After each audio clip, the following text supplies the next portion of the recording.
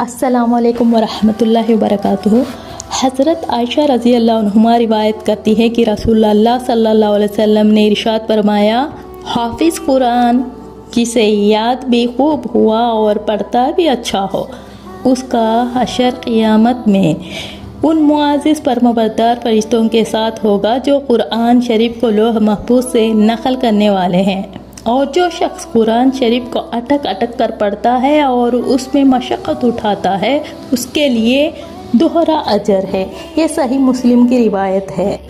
اٹکنے والے سے مراد وہ حافظ ہے جسے قرآن شریف اچھی طرح یاد نہ ہو لیکن یاد کرنے کی کوشش میں لگا رہتا ہو۔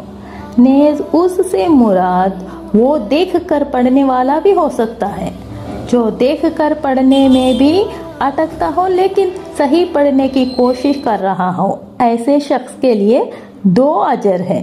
ایک اجر تلاوت کا ہے، دوسرا اجر بار بار اٹکنے کی وجہ سے مشقت برداشت کرنے کا ہے۔